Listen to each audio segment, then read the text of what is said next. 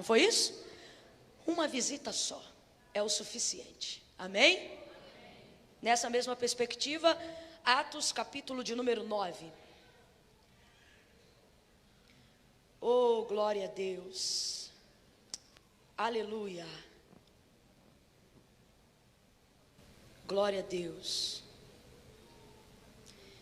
E Saulo, respirando ainda ameaças e mortes contra os discípulos do Senhor, dirigiu-se ao sumo sacerdote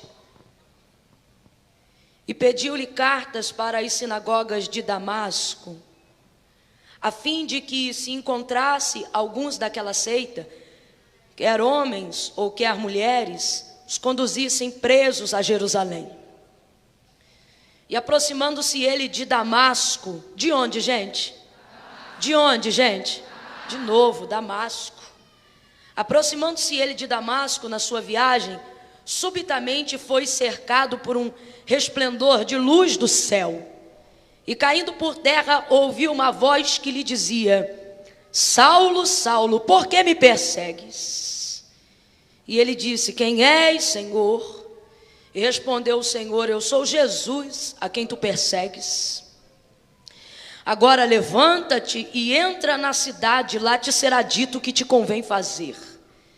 E os homens que iam com ele pararam espantados, ouvindo uma voz, mas não vendo ninguém. E Saulo levantou-se da terra, e abrindo os olhos não via coisa alguma, e guiando-o pela mão, o conduziram para, e esteve 3 dias sem ver, e não comeu e nem bebeu. E você diz amém. Senta dando glória a Deus por essa palavra, crente. Oh, aleluia. Aleluia. Vou falar de novo. Senta dando glória a Deus, crente. Oh, aleluia. Aleluia. Aleluia. A narrativa que nós acabamos de fazer menção, do capítulo 9 do livro de Atos. O pessoal lá atrás está me ouvindo bem também? Também? Glória a Deus. Vai falar sobre a maior de todas as experiências que ele teve a oportunidade de viver. E quando a gente afirma que ele está diante da maior de todas as experiências da sua vida, é válido aqui lembrar que nós estamos falando do apóstolo Paulo, alguém que poderia ser um colecionador das maiores experiências que um homem pode viver dentro do cristianismo, no que tange ao ministério da nova aliança, a dispensação da graça. Depois de Cristo, sem dúvida nenhuma, até mesmo depois de alguns mártires, é uma das pessoas que mais teve experiências, obras, realizações, revelações, conduta doutrinária, bases para a igreja primitiva, contemporânea e pós-moderna. O apóstolo Paulo foi um homem de tantas verdades, um homem de tanta palavra, um homem de tanta revelação, de tanta confiança dos altos céus, que na esfera teológica há uma série de pessoas que, estudando teologia, e teólogos, formadores de opinião dentro do cenário eclesiástico, divergem em uma série de contextos e interpretações bíblicas, o que é muito natural na ciência do estudo da palavra.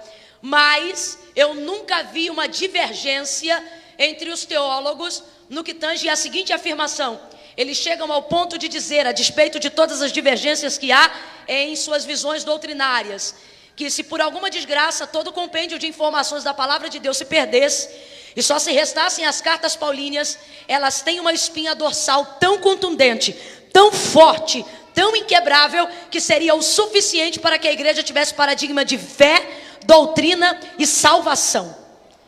Tão específico, tão contundente são as revelações, foi a maneira com que Deus se revelou e conduziu o ministério do apóstolo Paulo. Este homem de Deus viveu muitas experiências. Falamos rapidamente ontem sobre algumas, quando, por exemplo, ele foi preso e no pátio, no cárcere inferior, orava com Silas, cantava hino de louvores a Deus e o lugar tremeu pelo poder da oração.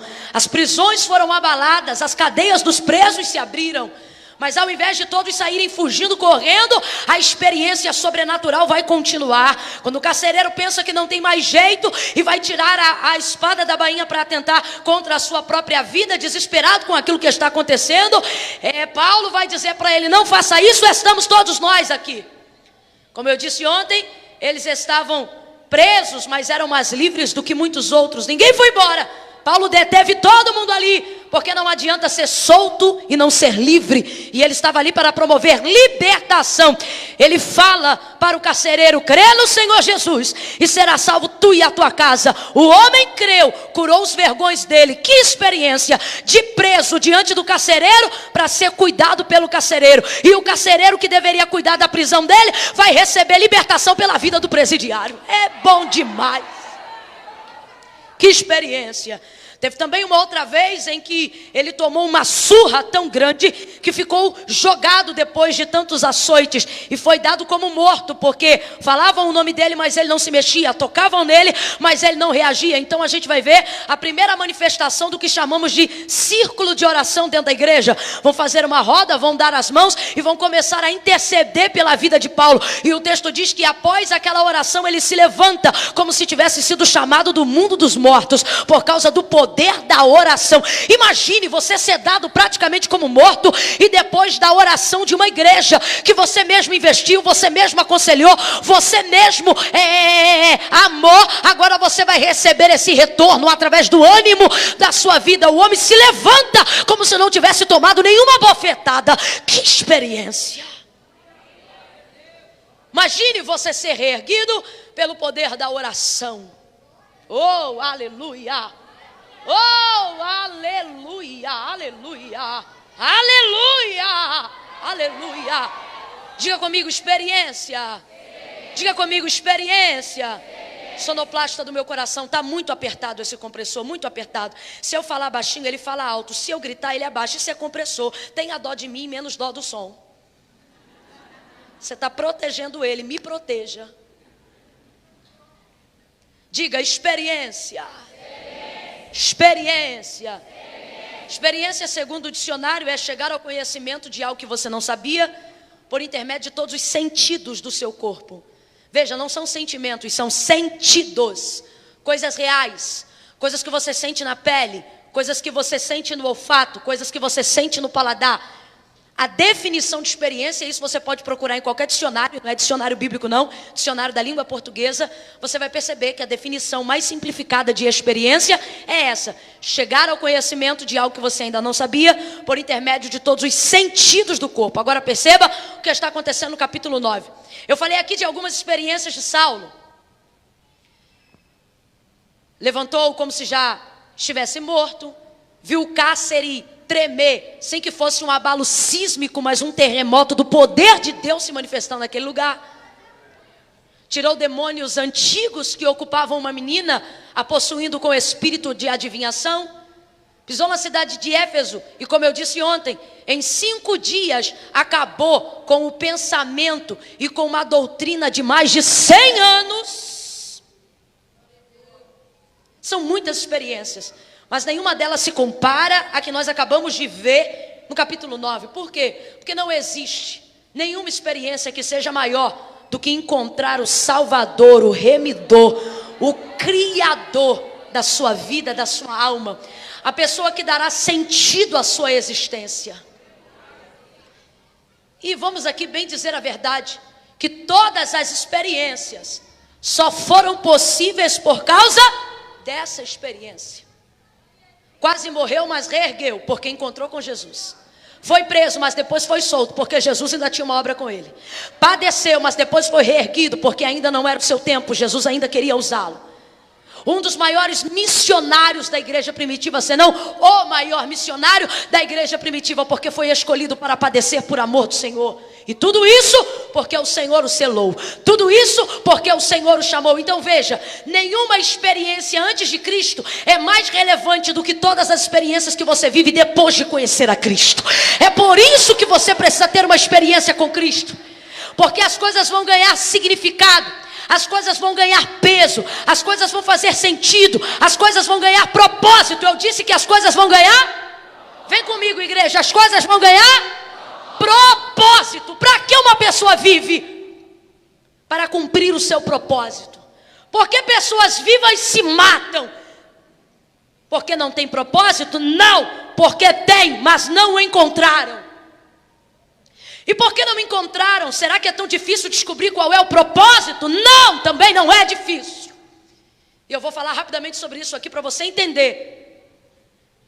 A junta de quem trabalha com a psicologia já definiu mais ou menos que em 75% dos casos, é a média, as pessoas que na verdade cometem suicídio, atentado contra a sua própria vida, de fato e de verdade, na raiz do problema, não queriam morrer. Elas queriam acabar com o sofrimento. Sofrimento de quê? Nem sempre há uma dívida, nenhum problema, mas na maioria das vezes a raiz do problema está ligada a perceber que não há propósito na sua existência. Não sabe para que vieram. Estão no limbo da sua alma, lançadas no esquecimento, onde acreditam que não podem ser acolhidas. Vazias de significado, vazias de sentido. E aí por causa disso atentam contra a sua própria vida, porque acreditam que é a única maneira de acabar com aquele sofrimento. Mas 75% dos doutores, dos cientistas, das pessoas que dedicam a sua vida ao estudo da ciência, ao estudo da ciência para entender o comportamento, a mente, o psique do ser humano, afirmam que normalmente, em 75% dos casos, essas pessoas não querem morrer, o que elas querem é acabar com o sofrimento. Mas como não sabem como acabar com o sofrimento de uma vida que existe sem propósito inexistente, acabam dando cabo da sua vida. E por que que isto acontece? Nem sempre lhe falta dinheiro, porque senão só pobre se matava. Mas infelizmente, na maioria das vezes, não é lá que está acontecendo a maior parte dos casos. Não é por falta de idade para a realização dos sonhos, porque já está comprovado que as pessoas na sua juventude, mocidade, fase adulta, são as que mais estão cometendo isso. Ou seja, gente que estaria vivendo o auge das suas realizações, mas é quando estão vivendo o auge das suas frustrações, e então acabam cometendo isso. Porque na verdade a coisa está definida em não ter um propósito de vida. E por que isso acontece? Porque até nós cristãos, que sabemos quem é Deus, que procuramos andar com o Senhor, alguns que estão aqui já foram tentados pelo mesmo sentimento e foram livres da morte, porque o Senhor lhe deu um propósito, porque o Senhor lhe deu um sentido. Há outros que estão aqui nessa noite tentando encontrar o propósito, e glória a Deus que você veio, porque você vai achar esse propósito e vai entender para que você foi criado. Agora, o que é que costuma acontecer? Acontece que na maioria dos casos, e quando eu digo dos casos, não é dos que se matam, mas dos que estão vivos sem saber para que nasceram, principalmente aos cristãos, é achar que primeiro eles nasceram para depois encontrarem qual é o propósito. Então normalmente é como se, teatralizando para todo mundo entender, é como se fosse assim, como se Deus te colocasse no ventre que você nasceu, e aí Deus esperasse você nascer, para quando você chegar à idade da razão, você começar a compreender para que você nasceu. Dá uma olhada para quem está ao teu lado e diz: está errado. Está errado. Tem duas pessoas do teu lado, fala para as duas. Está errado. Sabe quem é que está pregando isso para você? Seu ego. Seu ego está querendo fazer você entender que você é o centro de tudo, que você nasceu para dar propósito às coisas, que você nasceu para fazer as coisas terem sentido a partir de você. É o seu ego que está dizendo que o mundo está girando para que você seja descoberto. Isso é ego. E o ego não pode ser extirpado, porque é característica da nossa natureza adâmica caída. E o que ele pode ser? Ele pode ser diminuído, resumido, controlado, vigiado, mas não pode ser arrancado. Ele é um dos narcóticos nocivos mais antigos do mundo. Ele é o melhor amigo da vaidade. E eles dois juntos podem fazer coisas terríveis sem usar nada do lado de fora, usando apenas a voz da sua consciência do lado de dentro. Eles podem fazer você se jogar de uma ponte. Eles podem fazer quem é muito se sentir nada. Eles podem fazer quem é nada achar que é tudo. O diabo pode trabalhar com muitas drogas nocivas. Cocaína, maconha, crack.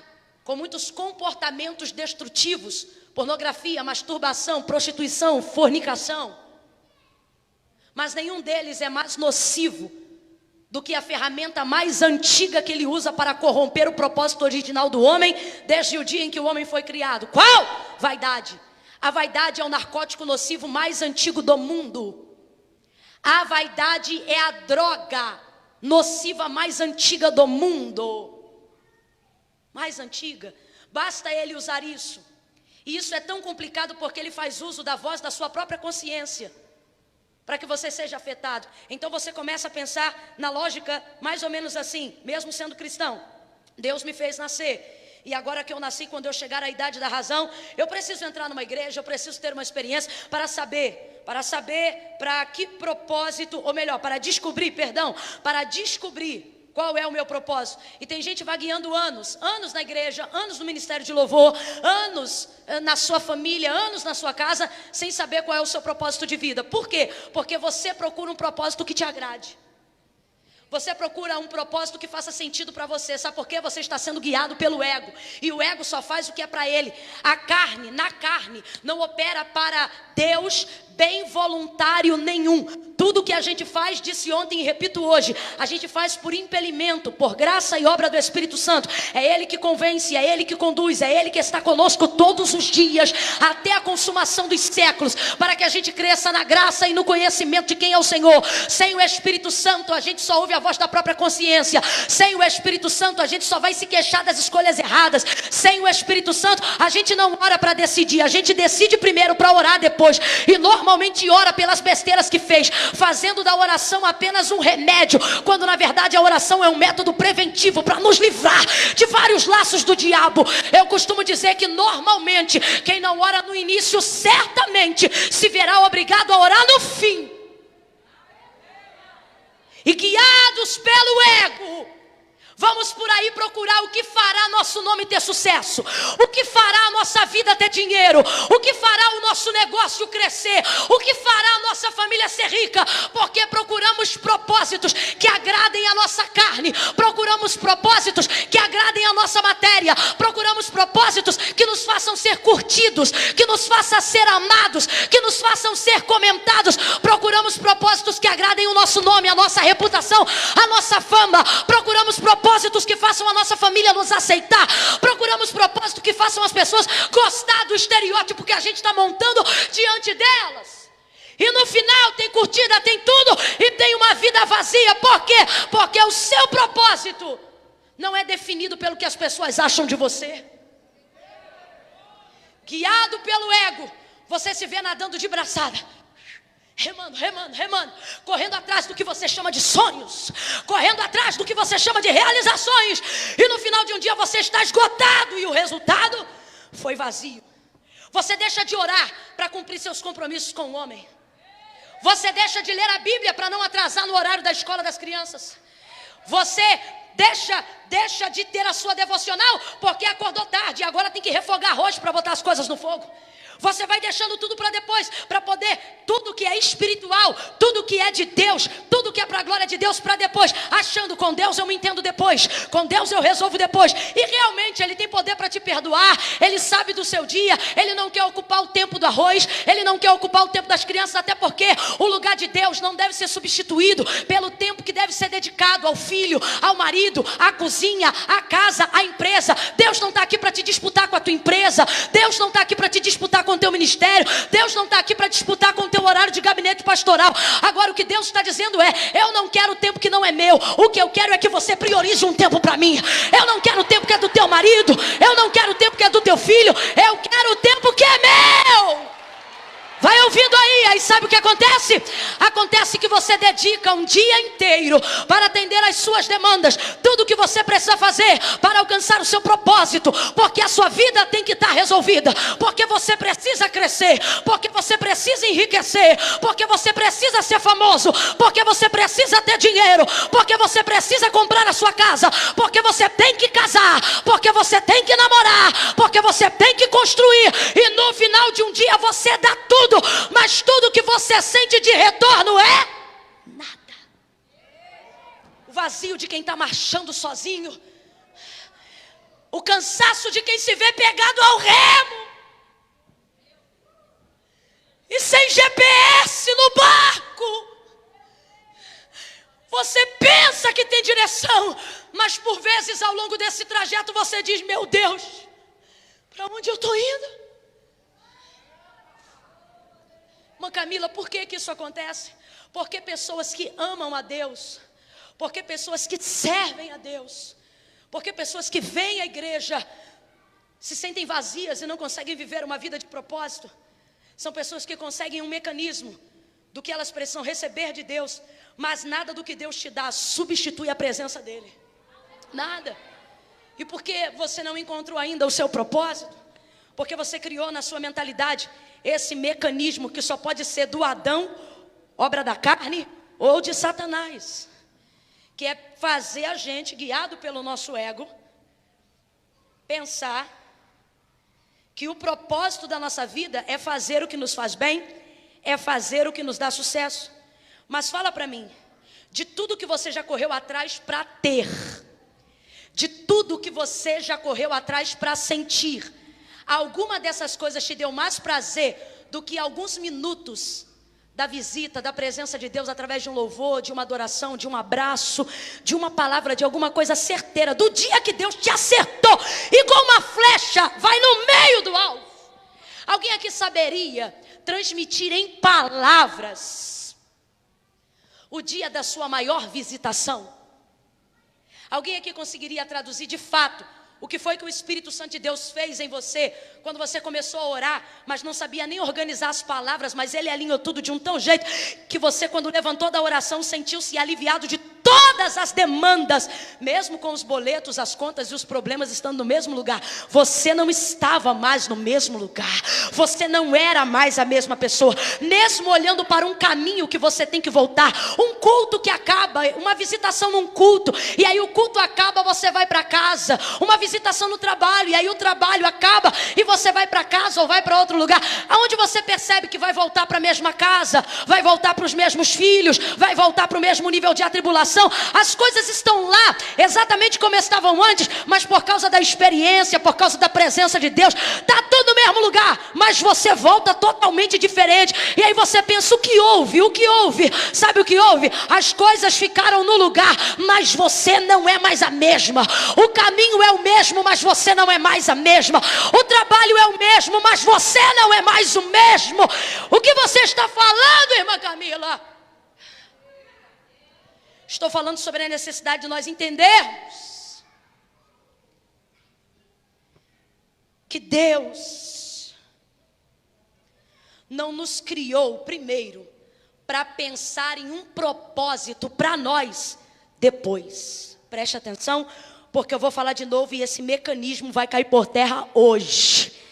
Esse mecanismo vai cair por terra hoje. Que mecanismo?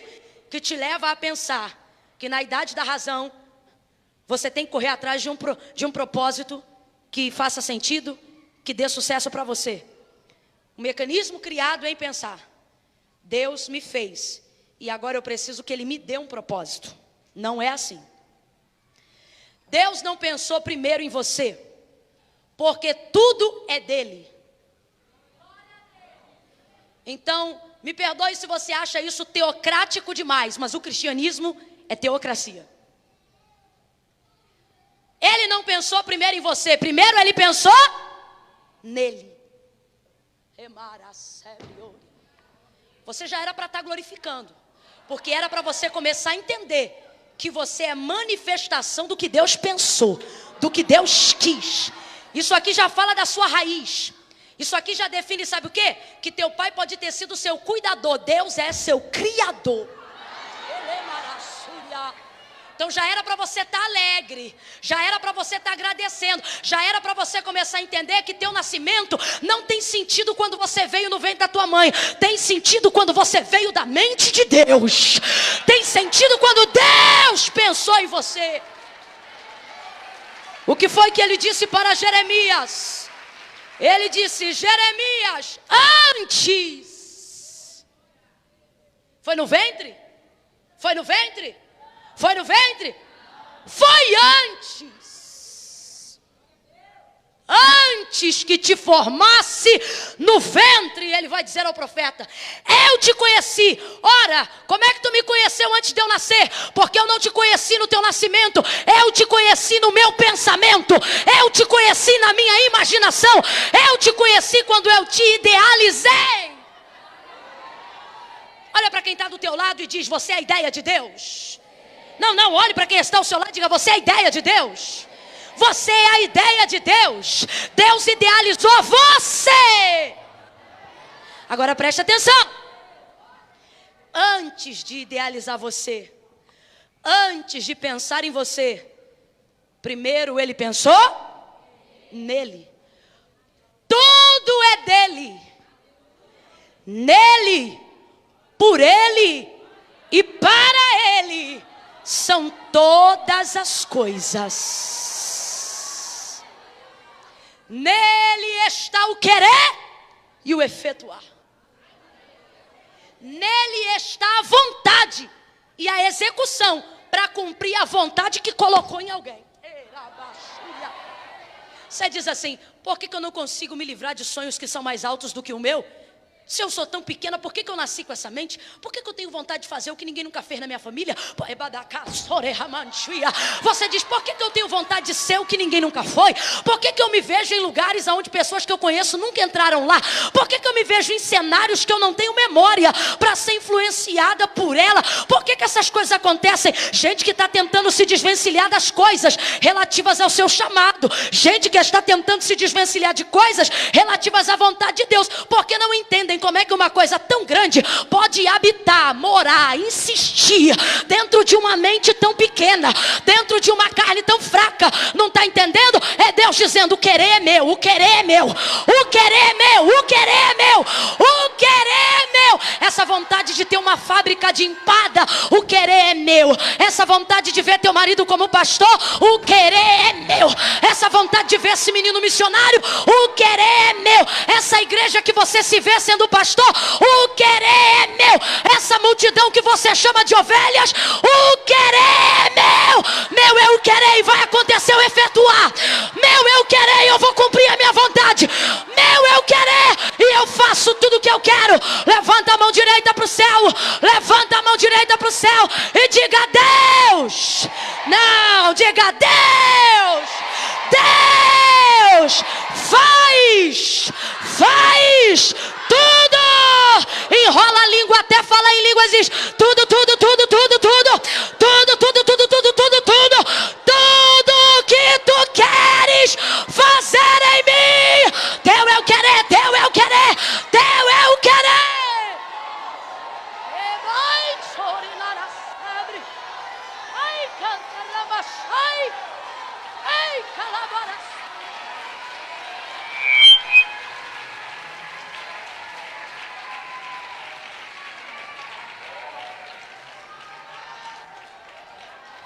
Eu chego para minha mãe e digo assim: olha, mãe, eu quero bolinho de chuva.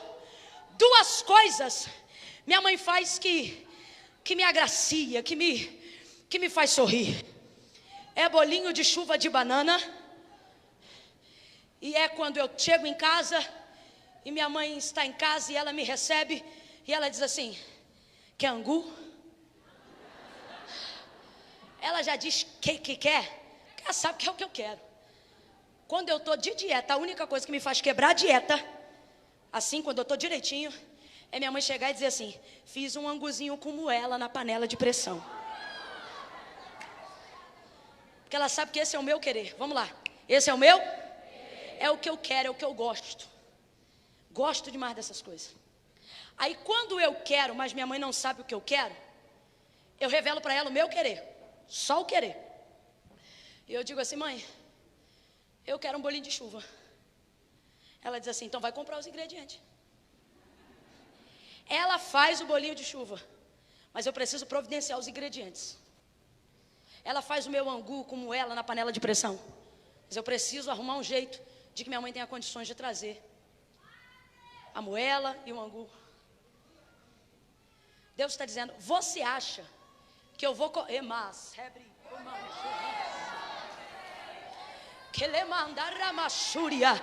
que eu vou colocar um querer em você, sem ter os ingredientes, sem ter o recurso, sem ter o que é necessário para satisfazer o meu querer. Mas Camila, o que você está dizendo? Estou dizendo que você, teu chamado, teu nome, você nasceu para dar certo. Você diz assim, mas está tudo dando errado. Irmão, então é esse que é o equívoco. Porque não tem como. Você nasceu para dar certo. Sabe por quê? E vou resumindo isso aqui. Porque Deus, como eu acabei de falar sobre o querer, quando te criou, não pensou primeiro em você. Agora que você já entendeu isso melhor, diga com mais força. Quando Deus te criou, Ele não pensou primeiro em você, Ele pensou? Isso, Ele pensou nele, porque dele é o querer. Dele é o querer, dele é o efetuar. Deus não quer sem ter condições de efetuar. E não efetua nada que Ele não quer. Quando Deus quer, você pode não ver nada, mas se Ele quer. Mano, eu tô cabeluda, porque careca eu não fico. De ver gente na vida que não tem nada. Tudo que tem é o querer.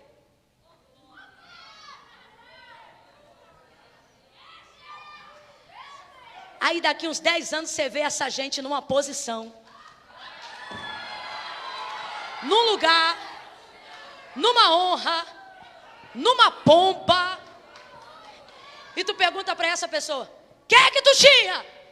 Ela diz, eu só tinha o querer. E agora, o que é que tu tem? Agora eu tenho efetuar, porque o querer é de Deus, a vontade é de Deus, o chamado é de Deus, o ministério é de Deus, minha casa é de Deus, minha família é de Deus. Quem está entendendo isso, reage, rendendo graças ao Senhor pelo querer. Eu tenho dito para as pessoas há mais de 10 anos, eu digo isso para elas, eu digo, quando Deus te fizer uma promessa, acredita. Aí você diz, irmã Camila, tudo que eu tenho é uma palavra, e eu te digo, céus e terra foram criados pelo poder da palavra. Se agarra na palavra que Deus te deu, creia no querer.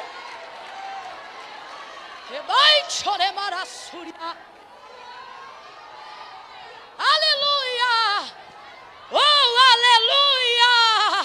Aleluia, aleluia, aleluia! Aleluia, aleluia! Aleluia! Aleluia, aleluia! Aleluia, aleluia!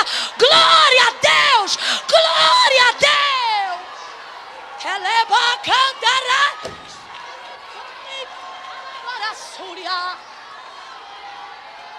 Eita presença! Presença, toma presença, recebe presença, sinta a presença. É isso que a tua alma quer, é isso que teu espírito pede. Sinta a presença do dono do querer e do efetuar em nosso meio.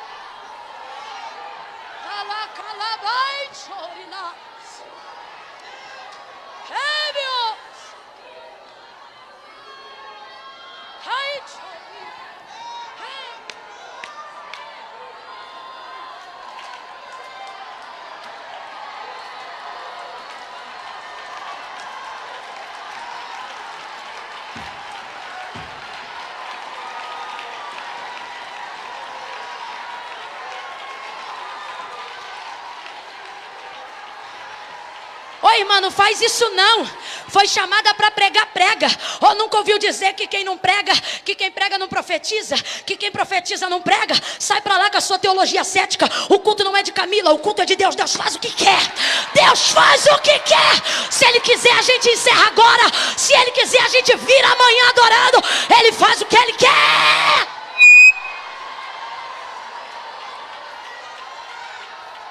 E glória ao nome dEle por isso. Glória ao nome dEle por isso. Glória ao nome dEle por isso.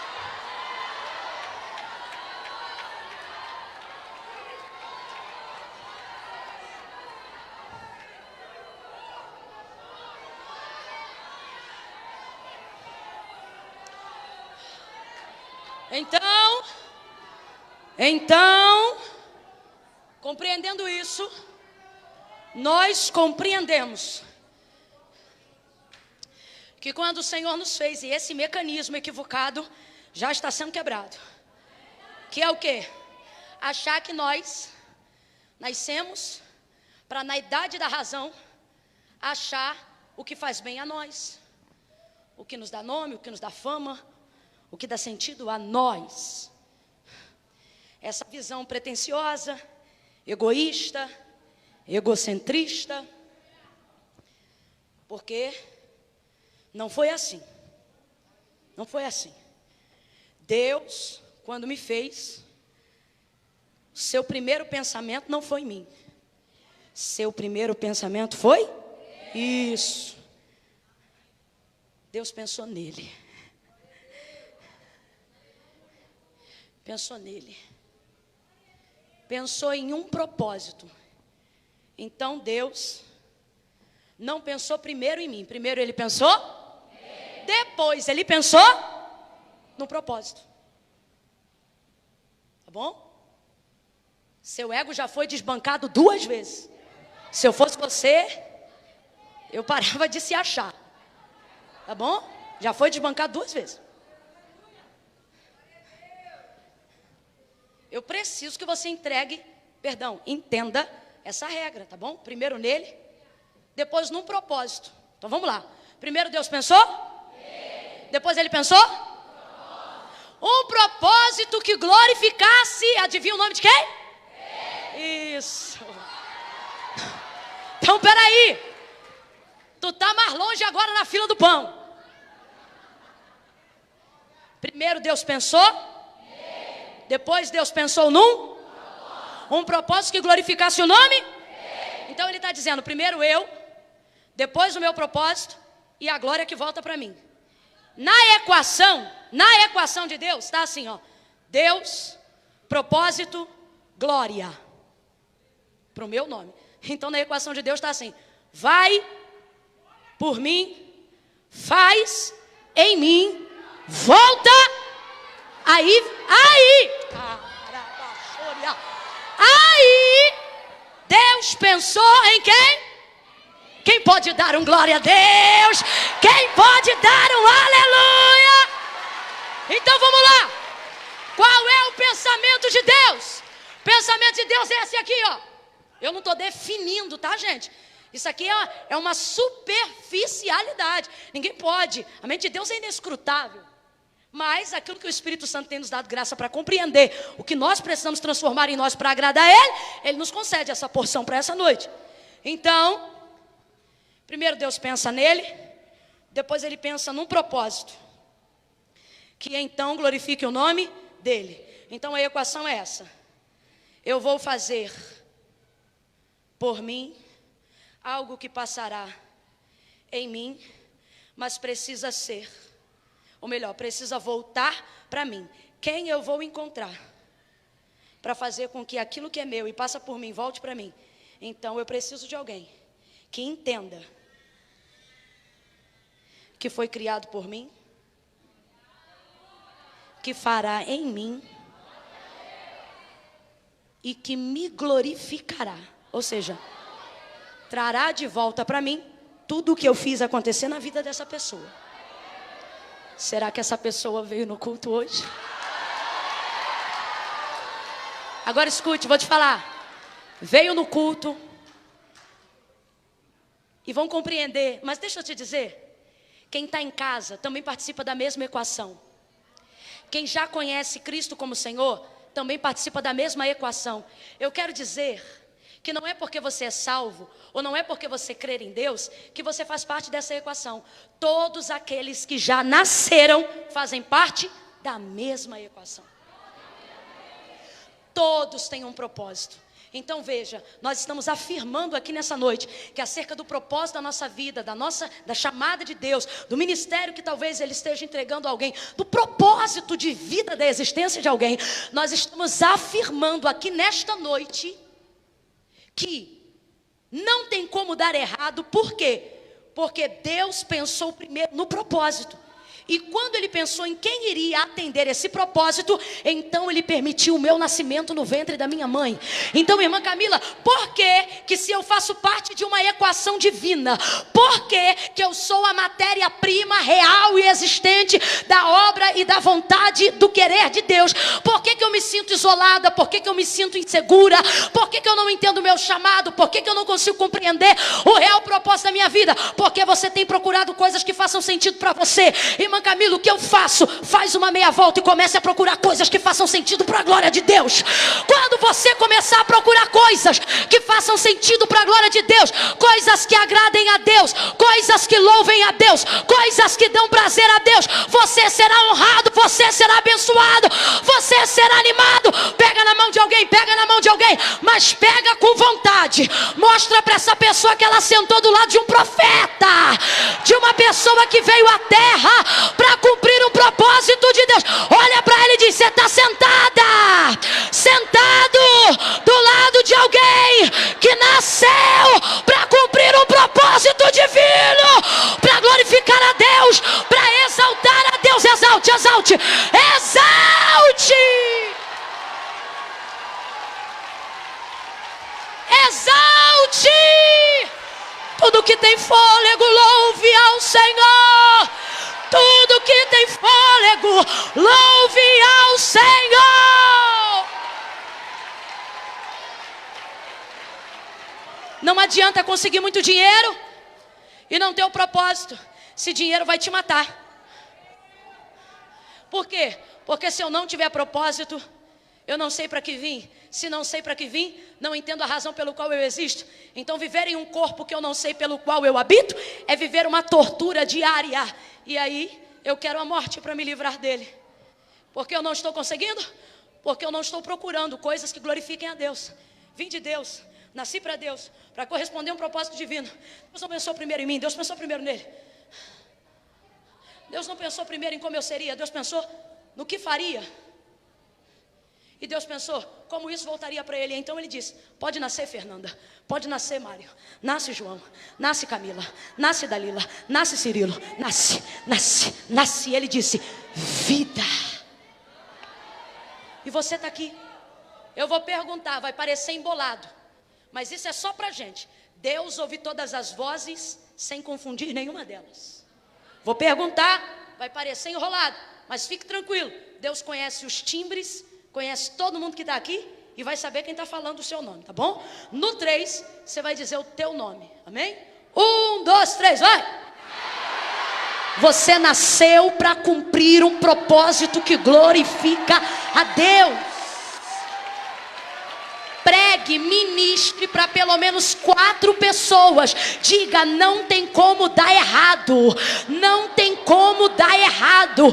Não tem como dar errado. Você nasceu para dar certo. Vai dar certo, vai dar certo. Você aguenta, segura firme. Não dá cabo da sua vida não. Não termina a história não. Continua. Vai andando no tempo de Deus. Até aquilo que era para dar errado vai dar certo. Você nasceu para dar certo. Oh, diga para alguém aí: fica vivo, fica vivo, fica vivo. Vai andando, vai arrastando, vai pulando, vai correndo, mas fica vivo, fica vivo.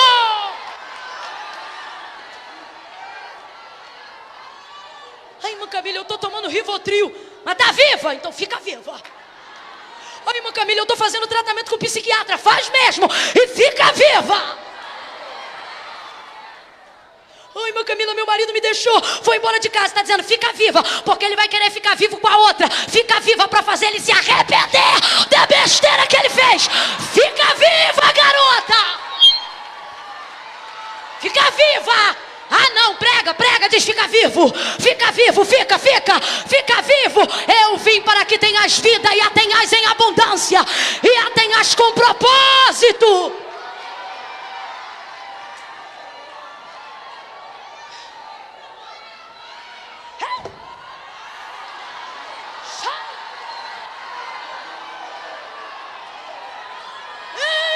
Vai virar um negócio diferente hoje aqui.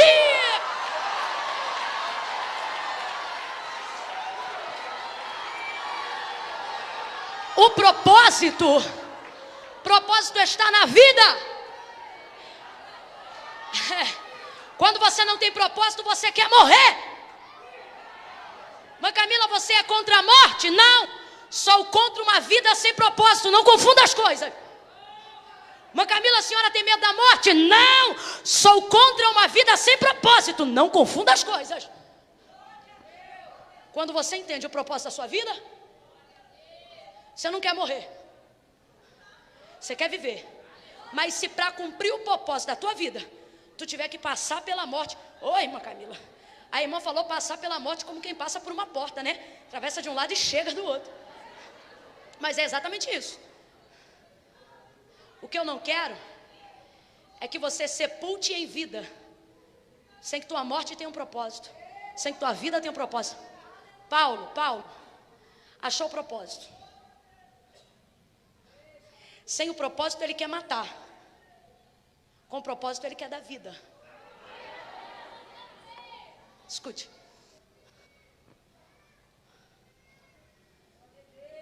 Então, compreendendo o seu propósito de vida, você perde o medo da morte. Por quê? Porque o maior medo não é morrer. O maior medo é da frustração. É você morrer sem ter feito nada.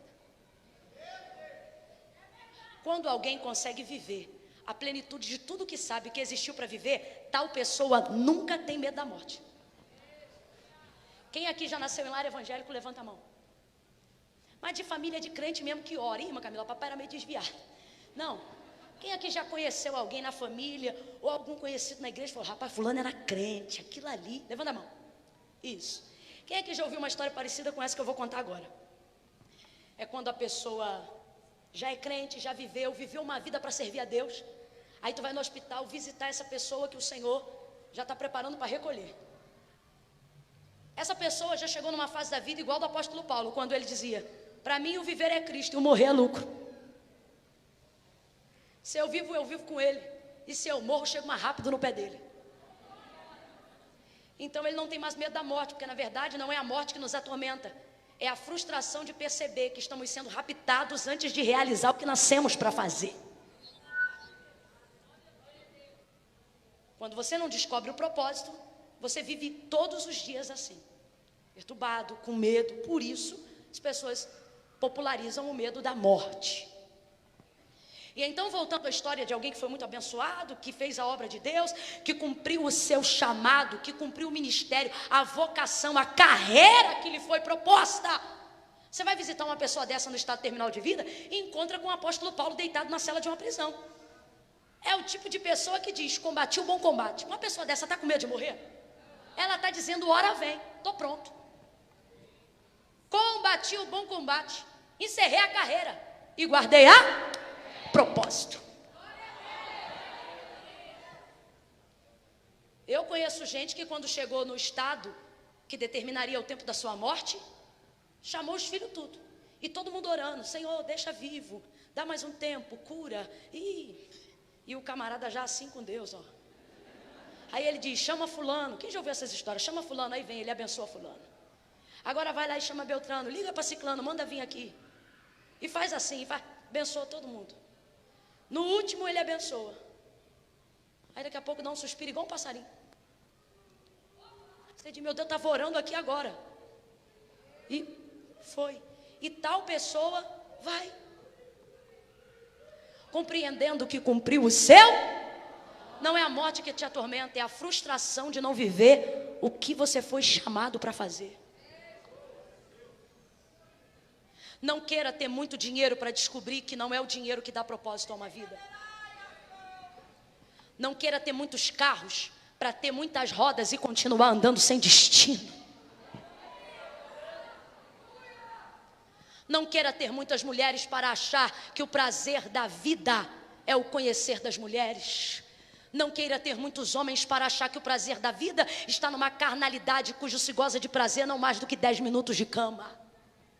Não queira passar a vida ostentando aquilo que é carnal, para entender que isso é passageiro, não dura nem um momento, porque a vida do homem é como uma erva que hoje nasce e à tarde já não é mais. Agora o espírito foi criado para a eternidade. Aquilo que Deus colocou dentro de você e a sua alma almeja por viver um propósito divino na terra. Vou resumir a obra de Atos, porque eu não ia pregar nada disso. Mas isso é culpa desses crentes, que a gente pede para orar e eles oram mesmo. Aí eles dizem: Senhor, não deixa ela fazer nada do que quer não, faz o teu querer. Mas vamos resumir aqui em Damasco. Vamos resumir em Damasco, que ainda dá para Paulo ser o epicentro. Vamos lá. Antes do propósito, Paulo queria chegar aonde? Damasco. Antes da experiência com Cristo, Paulo queria entrar aonde? Antes de conhecer a Jesus, pediu cartas para ir para... Nós vamos ver Damasco refletido no texto pelo menos 3 vezes, manifestando a vontade de Paulo de chegar em Damasco. Então vamos lá, ele quer ir para... Pediu cartas para... Porque quer entrar em... O querer de Paulo é ir para Damasco. Ele quer isso antes da experiência. Ele faz aquilo que é errado, que é perseguir os cristãos, torturar, prender. Alguém que consentiu na morte de Estevão por apedrejamento, num julgamento que na verdade ele não foi julgado.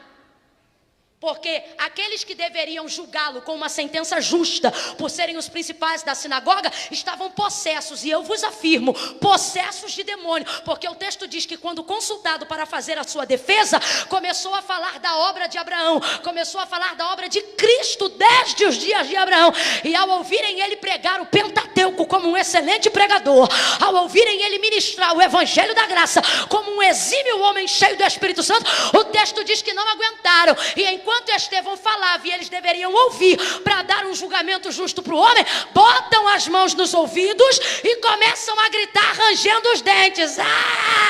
Possessão.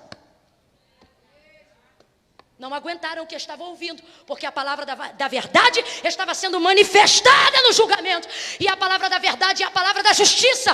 Deus não opera contra Deus, mas a obra das trevas tenta operar contra isto. Então, apedrejamento. As vestes de Estevão foram colocadas nos pés de quem? Ou melhor, as vestes dos que apedrejavam foram colocadas aos pés de quem? Que era Saulo, mas a gente sabe que é o apóstolo Paulo, porque na verdade Paulo é a variação do seu nome no romano, Saulo é a variação do seu nome no hebraico, e na verdade ele era muito mais conhecido por Saulo, mas a gente chama muito mais ele de Paulo. Por que mencionando o episódio de Estevão não chamam, foi colocado aos pés de um jovem chamado Paulo? A gente fala apóstolo Paulo, a gente prega Paulo, a gente fala de Paulo o tempo todo, mas na verdade o seu nome mais conhecido era o seu nome de cidadania romana, que não era Paulo, era Saulo. Oh, perdão, era Paulo, não era Saulo. Paulo. Então os romanos, que deveriam chamá-lo de Paulo, chamavam de Saulo. E nós, que devíamos puxar para o lado dos hebreus, injustiça divina, injustiça de Jesus, por amor a Abraão, o chamamos de Paulo. Então, para não ficar confusão, vou repetir. Os romanos, que deveriam chamar de Paulo, chamavam de seu nome no hebraico. Os judeus, que deveriam chamá-lo de Saulo, que é a variação do hebraico Shaul, que é Saul, não chamavam de Paulo. Então, falando a grosso modo, os crentes chamam de Paulo e os ímpios chamam de Saulo. Então, peraí. Abre aspas, tá? Os ímpios chamam pelo nome que ele tem de crente. E os crentes chamam ele pelo nome que ele tem de ímpio. Isso aqui é a grosso modo, tá, gente? É grosso modo, pelo amor de Deus. Não vai aí dizer que eu estou dizendo que o romano é ímpio, não. É dentro de um contexto espiritual. De maneira nenhuma. De maneira nenhuma. Estou doido, inclusive, para ir em Roma. Se Deus tocar em alguém aí. Então, veja bem. Este homem era um homem que fazia o que ele acreditava ser certo. Por que chamavam ele de Saulo? Falando da sua cidadania hebraica. E por que chamamos ele até hoje de Paulo, fazendo citação da sua cidadania romana? Porque, na verdade, quando encontramos o nosso propósito, porque, na verdade, quando vivemos uma experiência com Cristo, aquilo que nos enfraquecia é o que glorifica a Deus. Então, não precisamos ter medo daquilo que nós passamos até chegar ao lugar que Deus quer nos colocar. Vez ou outra, alguém vai te olhar e vai fazer com você o que fizeram com o cego de nascença de João 9. Vão tentar relembrar o que você fazia, dizer de onde você veio. Oh, não é esse que era o esmoleiro. Oh, não é esse que era o cego. E a gente quer se esconder e trocar de calçada. E o cego abre a boca e diz, sou eu mesmo. Sabe o que ele está dizendo? A pessoa é a mesma, mas não pratica as mesmas coisas. Ele está dizendo, ó, você não está confundido não, sou eu mesmo. Não é ela que bebia, não é aquela dali que pegou a mulher. Não precisa se esconder não. Sou eu mesmo, mas não faço mais as mesmas coisas. Sou lavada, remida, curada, salva no sangue do Cordeiro. Se é para aplaudir, aplaude sem preguiça, com vontade, todo mundo junto.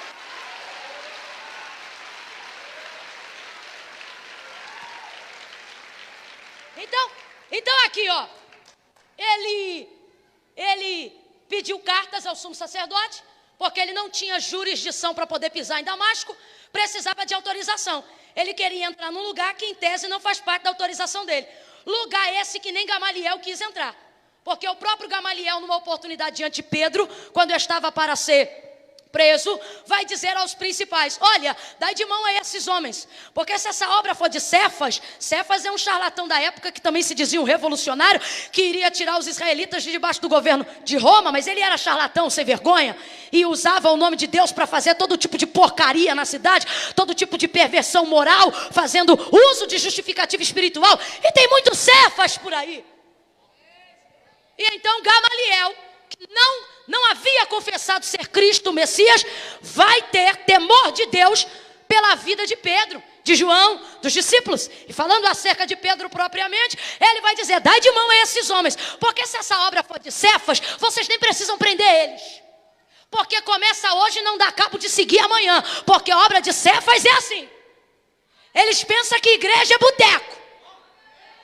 Abre da gente e fica aberta. Passa um vento, não tem gente, eles fecham. Se é de Cefas, não vai ficar de pé. Aí ele diz, mas dá a mão, larga eles. Porque se essa obra for de Deus, para que vocês não se vejam lutando contra Deus, para que vocês não se vejam lutando contra o dono do querer e do efetuar.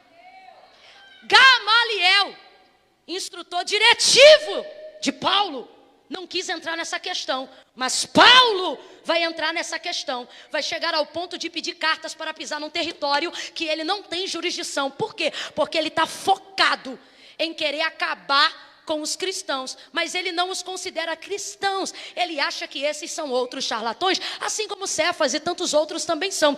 Então, veja, na verdade, Paulo não está fazendo aquilo que é errado porque é mal. Por favor, redobre a sua atenção, eu já estou terminando. Paulo não está fazendo aquilo que é errado porque ele é um homem mau, não, ele está fazendo aquilo que é errado, jurando que está, acreditando que está fazendo a coisa certa. Soldado romano, um homem convicto de Deus, leitor da Torá, um conhecedor dos antigos profetas, dos profetas maiores, dos profetas menores e das profecias, um aluno aos pés de Gamaliel, 14 anos dedicados ao estudo dos escritos sagrados, alguém que com 7 anos de idade já fazia a citação da lei de Có, um homem poliglota, inteligente, pluralizado na cultura, não está fazendo isso para poder torturar gratuitamente, não. Ele não está fazendo o que é errado porque ele é mau, ele está fazendo o que é errado, que é torturar, matar e prender os judeus cristãos e os cristãos de uma maneira geral, porque ele acha que o que ele está fazendo é certo, mas ele está fazendo o que é errado, mas não sabe que o que está fazendo é errado, porque ele está fazendo o que é errado, tentando fazer a coisa. E você diz, o que eu tenho a ver com isso? Tudo. Procurando propósitos que atendam às suas necessidades, você todo dia faz coisas erradas, não porque é um cretino, não porque é uma vacilona, não. Estou usando termos que a sua consciência tem usado para te ferir, mas estou usando para te curar. Não é por isso que você não consegue. Não é por isso. É porque você está tentando fazer coisas que você julga ser certas. Você está tentando fazer o que é certo. Você está tentando acertar, mas está fazendo isso do jeito errado. Porque está andando segundo suas próprias convicções, segundo suas próprias filosofias e longe da experiência de vida que é ter uma vida guiada por Deus. Então escute isso. Pedindo cartas agora vai para um lugar onde o evangelho está crescendo e ele quer chegar em Damasco. Damasco se torna o alvo da sua vontade. Querendo entrar ali, ele pede cartas e vai caminhando para lá. Ele tem autorização, está tudo transcorrendo bem. Mas quando ele vai chegando à entrada do portal da cidade, à entrada da porta de Damasco, o texto diz que ele é cercado. Vem comigo e diga, por todo lado. Deus me trouxe aqui para te dizer que você não vai fugir. Mas Camila, eu não vou fugir o quê? Porque eu não quero? Não, não vai fugir porque não vai ter condições. Paulo vai ser cercado. Eu estou ainda, irmãos, e eu libero profeticamente aqui gente que é alvo das tuas orações dentro de casa, gente que é alvo das tuas orações na tua família, gente que é alvo das tuas orações na sua residência, na sua comunidade, gente que todo mundo diz isso aí não tem jeito, gente que diz eu não quero. O Senhor está dizendo eu não estou trabalhando com o querer dele, eu estou trabalhando com o meu. E se você quer como eu quero, eu vou cercar ele. Deus está falando comigo que vai cercar o filho de alguém aqui. Deus está falando comigo que vai cercar o marido de alguém aqui. Está cercado. Cercou ele por todos os lados. Grita para esse crente aí, que eu estou meio surda hoje. Grita para esse crente aí do teu lado e diz, está cercado. Não, faltou empolgação, diga, cercado. E quando você está cercado, vou te dar um conselho. Se renda.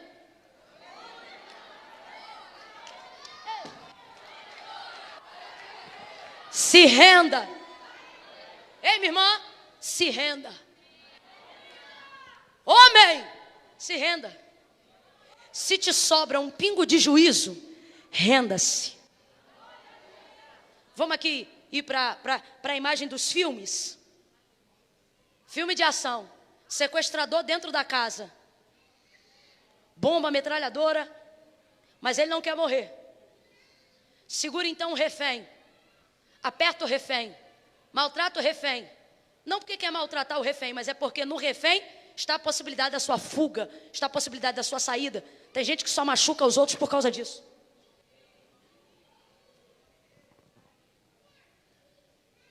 E aí, de repente, alguém ligou para a polícia.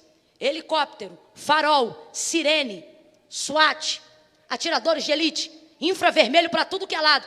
O camarada está dentro de casa, sozinho. Tem um monte de reféns, tem um monte de armas, mas ele está... Primeira coisa, primeira palavra de quem está comandando a operação. Você está cercado. Renda-se.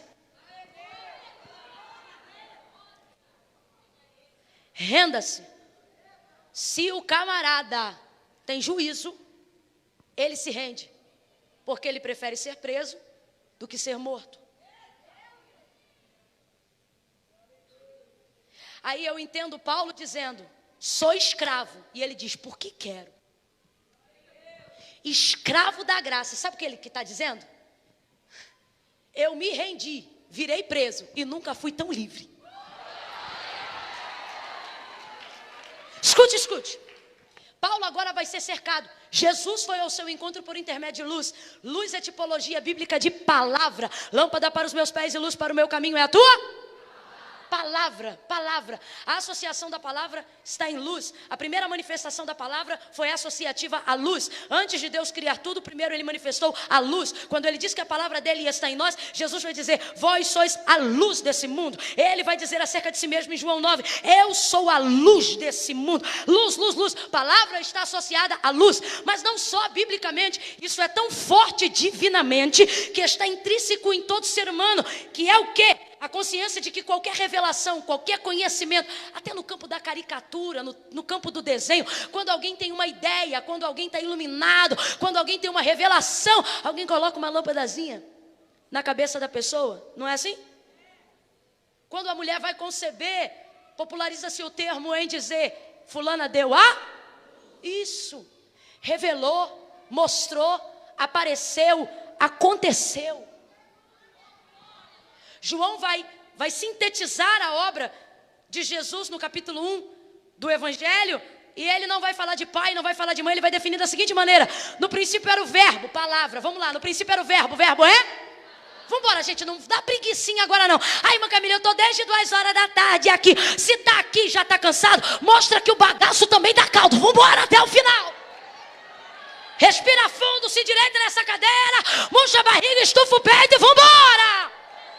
Vamos embora, porque comida e bebida a gente tem todo dia. Segunda-feira, terça-feira, sábado e domingo a gente tem toda semana. Mas o que a gente está recebendo hoje aqui é hoje.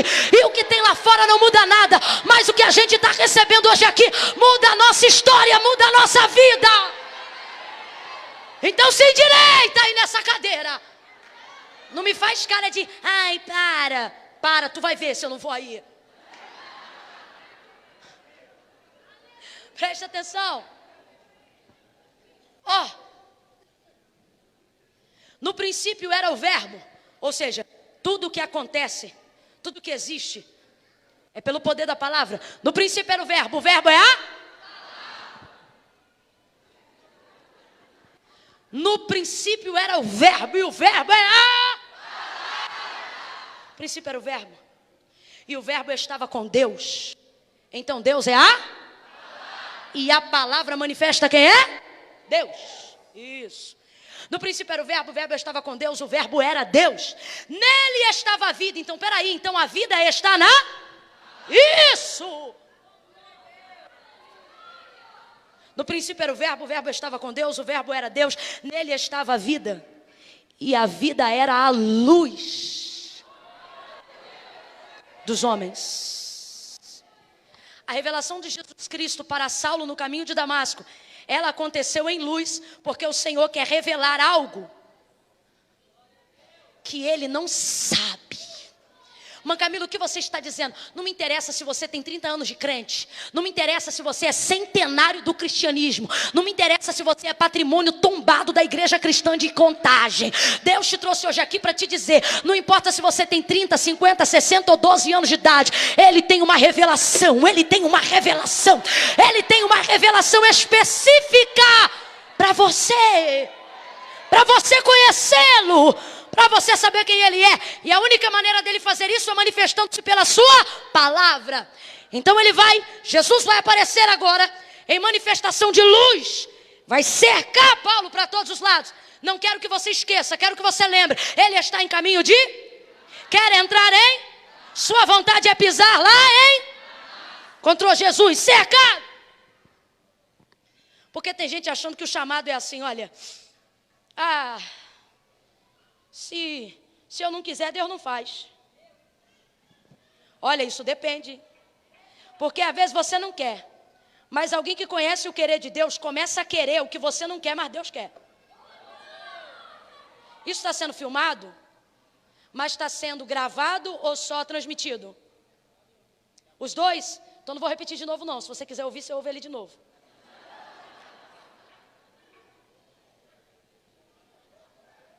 Deus vai mostrar para nós que a vontade dele é que ia se fazer na vida dele, de Saulo. Por quê? Porque ele podia não querer, ele podia nem conhecer, porque ele não conhecia. Mas a igreja que orava, a igreja fervorosa, a igreja apostólica que está botando para quebrar na sociedade, na comunidade, em Atos dos Apóstolos capítulo 2, depois do verso 40, depois da descida do Espírito Santo, é uma igreja inflamada, meu irmão. É uma igreja, como eu ministrei ontem aqui, uma igreja perigosa. Ontem 3 irmãs foram me orar, e eu recebi a presença delas na minha vida como se o Senhor me visitasse por intermédio de 3 anjos. Eu deitei ontem, dormi, e não tenho 80% do que eu estava sentindo ontem. Oh, aleluia. Por causa do poder de Deus, da unção de Deus na vida das meninas. E aí eu voltei para o apartamento maravilhada. E aí quando elas estavam se despedindo, eu falei, olha, não fica pensando em momento nenhum que vocês são loucas não, porque elas mandaram um bilhetinho para mim, foram me orar depois que o culto acabou lá dentro da sala. E aí eu chamei as meninas, elas vieram. E aí tem coisa que a gente faz porque Deus manda, mas a gente termina de fazer e pensa, sou maluco. Né? E como eu às vezes tenho isso, senti vontade de falar para elas, mas elas estavam mais ligadas do que eu. E aí eu disse assim, ó, se em algum momento vocês pensarem que estão maluca, vocês não estão maluca não, vocês são profeta. Aí a última que estava saindo virou as costas para mim e disse assim, nós somos perigosas. Por causa da mensagem de ontem. Né? Então, essa igreja, já falei, não é uma igreja que transmite perigo para a sociedade, para a família, para a moral, para a alegria, para a felicidade da nação, para a justiça de Deus. Não! É um perigo para a corrupção, para a sujeira, para a maldade, para a morte, para a porfia, para as obras da carne.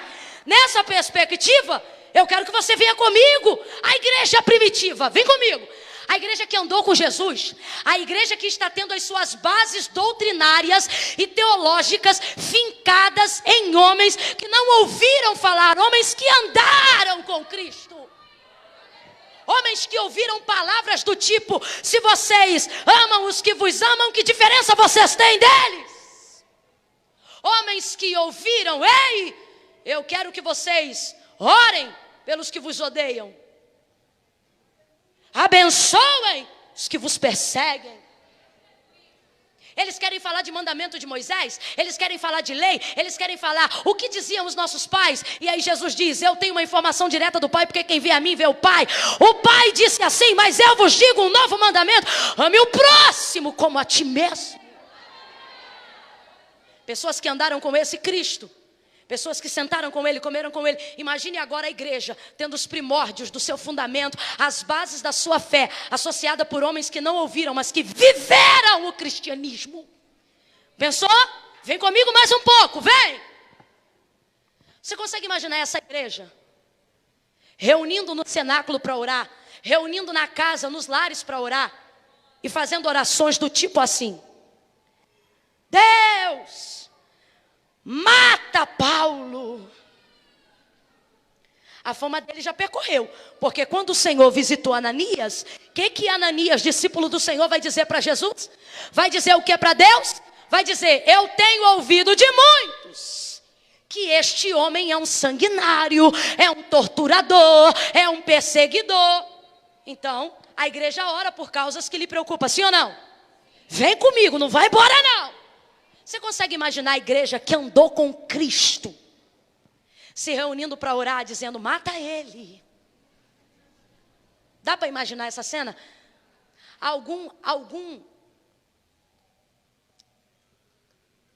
Estou segurando a língua para não falar bobagem.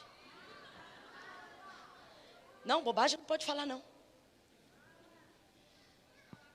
Alguém aqui consegue imaginar uma igreja reunindo para poder dizer isso? Mata ele porque ele não gosta da gente. Você consegue se imaginar os discípulos do apóstolo Pedro? Gente que é curado por causa da sombra de um homem que tem a virtude de Deus. Se reunir para orar e para dizer, Deus, eu sou teu servo. E se eu sou teu servo, tu é comigo e não é com ele. Vai lá, Senhor. Eu não aguento. E tem uns que são muito poderosos. Uma vez eu ouvi uma coisa, nunca mais eu esqueci. Uma vez eu ouvi uma pessoa que disse assim, olha, tem gente que acha que é Deus, mas tem outros que são piores, são os que têm certeza que são ele. É gente que quer dar ordem para anjo. Vai lá. Ih, já ouvi muito. Vai lá e dá de espada nele. Então quer dizer que o anjo agora, você que manda nele. Então vamos lá, gente. A igreja primitiva, você consegue imaginar ela fazendo esse tipo de oração?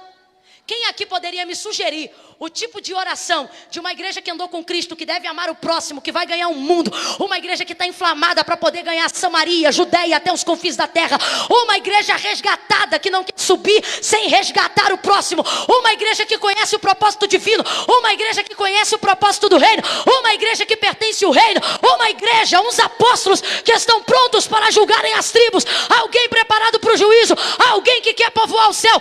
Qual é a oração que essa igreja faz? Eu não consigo imaginar essa igreja dizendo mata, mas consigo ouvir as vozes deles intercedendo pelo perseguidor, deles intercedendo pelo torturador e dizendo: Deus, tu fez uma obra em nós. Eu consigo imaginar Pedro, eu consigo imaginar João, lembrando da onde era e lembrando-se da obra que Deus fez na sua vida. Se ele fez na minha, pode fazer na dele. Se me tirou do álcool, pode tirar ele. Se me tirou do que era errado, pode fazer assim com ele. Não é assim que nós oramos, não é assim que nós vemos. Então a igreja que eu imagino orando por Saulo é uma igreja que não desmata, mas é uma igreja que eu consigo ouvir dizendo: salva.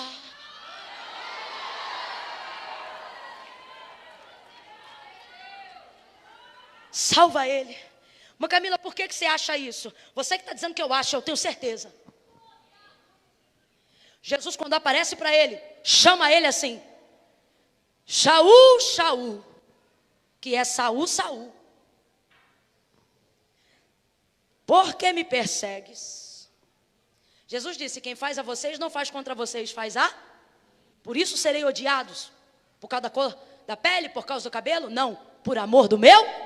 Todo o restante é pretexto. O que eles odeiam é o Cristo que há em você.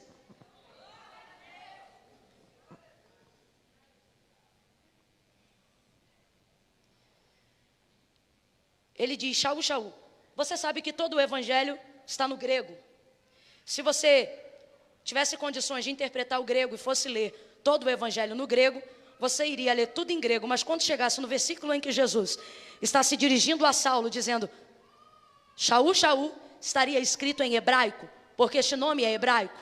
Então, traduzindo o hebraico do que está escrito para português, Jesus está dizendo assim: Saul, Saul, por que me persegues? E o que significa Saul? Saul significa pedido foste a Deus. Ou foste pedido a Deus. Quem aqui lembra que eu nasci para cumprir o propósito de Deus? Quem aqui lembra que você tem vida para cumprir o propósito de Deus? A igreja não está orando dizendo mata. A igreja está orando dizendo faz tua vontade. A igreja está orando dizendo cumpre teu propósito. A igreja está dizendo salva. Deus cerca ele e chama Saul, Saul. Por que Saul significa pedido foste a Deus? Porque quando o povo quis ter um rei, Israel, Deus não queria que o povo tivesse um rei. Mas já que eles insistiram com Samuel e pediram a Deus um rei, Deus vai atender a oração do povo. Já que eles querem um rei, não era o que eu queria, mas já que eles querem um rei, vou dar um rei. Só que já que eles querem, eu vou escolher o rei. Então, ter um rei não foi vontade de Deus, mas ser Saul foi escolha de Deus. Deus faz essas coisas, isso é privilégio. Se depois Saul descambou porque não prestava, Deus não tem nada a ver com isso. Ele teve as maiores oportunidades que alguém deveria ter para cumprir a sua vocação. Só que Deus não interfere no livre-arbítrio. Então presta atenção. Saul ganhou este significado porque o povo pedia: dá-nos um rei. Dá-nos um rei como tem as outras nações. Então o nome de Saul tem um significado condizente ao que ele viveu. Pedido foste a Deus. Ou está pedido. Está pedido. Você diz: ai, irmã Camila, aquele lá é impossível. E se eu te disser que está pedido?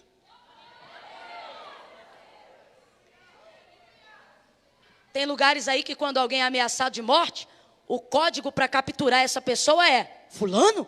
Nunca mais vi fulano. Cadê fulano? Aí a pessoa da cidade que conhece as informações, não é o fofoqueiro, é o que conhece as informações. Ele diz: menina, fulano está pedido. Não está aqui porque está pedido.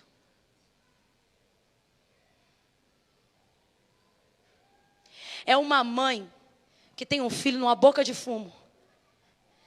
Ele está cheirando cocaína E ela está com a boca no pó. Dizendo, Deus, eu te peço pelo meu filho. O camarada está fazendo tudo que não presta, a ponto de tomar um tiro na testa. Mas a bala fica agarrada no gatilho. E o diabo tem tudo o que precisa para matar ele. Mas não consegue matar até hoje. Por quê? Porque tem uma mãe que não para de pedir. Quando chega qualquer hora dessa, Deus cerca esse camarada e ele pode dizer, não quero. E aí ele diz, já era, está pedido. Estou aqui para atender o clamor de alguém. Estou aqui para responder a oração da igreja. O que é que ele faz? Ouviu a voz de Jesus e se rende. Aí alguém diz assim, ele caiu, ele foi derrubado. Ninguém jogou ele no chão não, gente. Só que é uma experiência, diante do que ele sentiu, ele não resistiu e foi para o chão. Ai, irmã Camila, Deus jogou ele com a cara na poeira. Deus não fez isso, gente. Porque uma experiência com Deus não pode ser obrigada, precisa ser voluntária. Por isso a obra da conversão não é por força nem por violência. Ah, Deus derrubou ele. Ninguém derrubou. Ah, ele caiu do cavalo. Nem cavalo tem no texto. Aí chegou lá como, irmã Camila? Não me interessa. Se é para conjecturar, a gente vai viajar na maionese. Pode ter chegado num carro de ferro porque era romano. Podia não estar em cavalo, nem em carro nenhum, porque já estava na entrada da cidade. Então esqueça isso. O termo caiu aqui é para quedava-se. Sabe o que significa? Desceu depressa. Como não tem uma palavra dentro do vocábulo português para interpretar desceu depressa no grego, bota que caiu. É o termo mais próximo para dizer que alguém desceu rápido demais. Mas Camila, o que você está dizendo? Deus te trouxe aqui para te dizer, quando eu te fizer experimentar o que você precisa experimentar para entender o propósito que eu tenho com você, não fica resistindo não. Pega na mão de alguém e diz, desce logo. Não, vai, desobstrui aí a coluna dessa pessoa, desce ela e diz assim, desce logo. Quando sentir a presença de Deus, desce logo. Quando sentir a glória de Deus, glorifica logo. Quando Deus te tocar, manifesta logo. Quando Deus te falar, ouve logo. Renuncia logo, perde logo, desce logo, se humilha logo. Tem gente deixando de viver a plenitude da chamada, a plenitude do ministério, porque não consegue ser fiel às experiências com Deus. Sabe o que me incomoda? Paulo não é um garotinho bonzinho, é um sanguinário perseguidor, torturador, pega a mulher pelo cabelo, encarcera a jovem, tortura velhinhos, para poder saber o que está acontecendo nesse movimento que ele acha que é terrorista. Mas quando ele sente a presença de Deus, quando ele ouve Jesus falando com ele, o texto diz que ele desce depressa, que ele se rende na hora. Mas Camila, o que você está dizendo? O que me impressiona é que um camarada que não frequenta a escola dominical, nunca entrou num círculo de oração, sabe de nada, quando sente a presença de Deus ele sabe, nunca senti isso que eu estou sentindo aqui. Agora aqui, quando Jesus está falando com ele, responda para mim, ele sabe que é Jesus? Ele sabe que é Jesus? Mas está rendido, sabe por quê? Não precisa conhecer a Bíblia de Gênesis e Apocalipse. Só precisa reconhecer que quem está diante de você é maior do que você. É maior! Ele entendeu, é maior! Rendeu, desceu. Olha para quem está do teu lado e diz, desce logo. Diz, desce logo. A gente pergunta, quem quer receber a Cristo hoje? Ah, semana que vem. Rapaz, aí vem prostituta, homicida, assassino, charlatão, cafetina. Sente a presença de Deus, vem para Cristo chorando, lavada na mesma. Demônio manifesta, a gente repreende, sai caída, a gente levanta, dá copo d'água, pega o número do WhatsApp, daqui a pouco obreira, daqui a pouco missionária, daqui a pouco pastora, daqui a pouco serva, salva, lavada, remida, arrebatada. Aí não. Aí vem o outro que vem à igreja todo domingo, participa de toda a conferência, dá dízimo e tudo, dá oferta e tudo, semblante de crente, jeito de crente, vocabulário de crente. Você pergunta, você é crente? Ele diz, sou não, mas gosto. Aí você pergunta, quer fazer uma aliança com Cristo? Ele diz, hoje não. Não é possível. problema é o quê, irmã Camila? Não está sentindo? Não. Sentindo tá, só que não é fiel ao que sente.